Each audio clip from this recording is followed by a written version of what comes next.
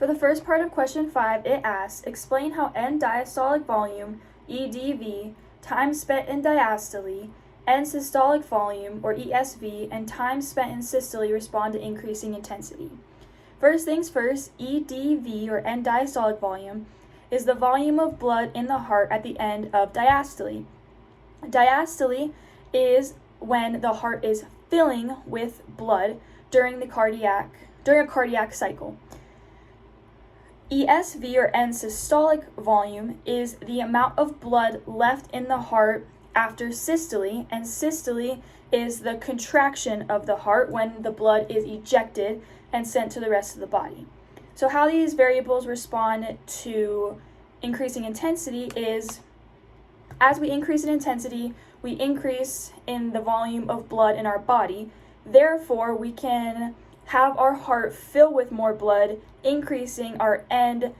diastolic volume because our heart is filling with more blood. However, this decreases our time in diastole because as the heart becomes more efficient and it can hold more blood, it can fill, since we have more blood pumping through our body because of that increased blood volume, it can fill more rapidly with blood, decreasing the time we spend in diastole as we increase in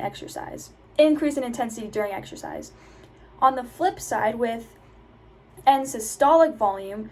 when we increase intensity, our end systolic volume will decrease slightly.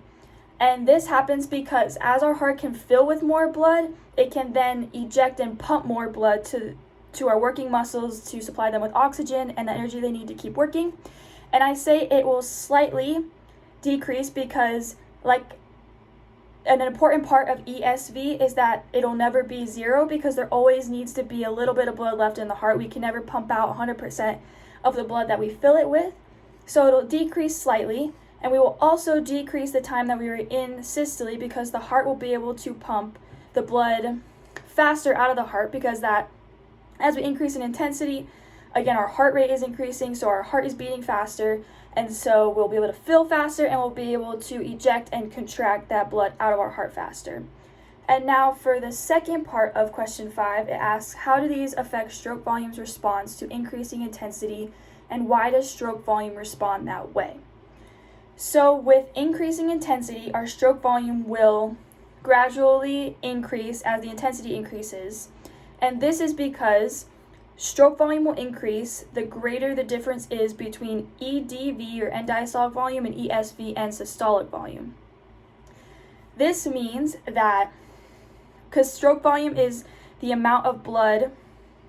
pumped from the heart per contraction. So if we're able to fill our heart with more blood, increasing our EDV, or end diastolic volume, and we're able to eject more blood, leaving less and less blood in the heart, decreasing our ESV, or end systolic volume, that creates a larger and larger difference as intensity increases, therefore increasing our stroke volume overall. Because stroke volume is simply end diastolic volume minus end systolic volume. And as we keep increasing in intensity, there will be a point that our stroke volume will hit a plateau because even though our heart is working so efficiently and pumping more and more blood, there is a point where it can't work much harder because it doesn't want to tear any muscles in the heart and it doesn't want to overwork itself. And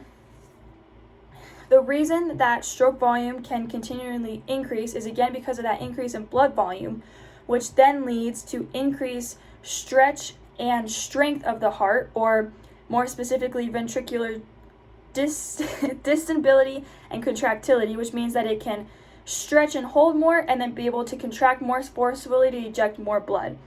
And therefore, the heart can fill with more blood, increasing the EDV, end diastolic volume, and decrease the end systolic volume by being able to pump more blood out.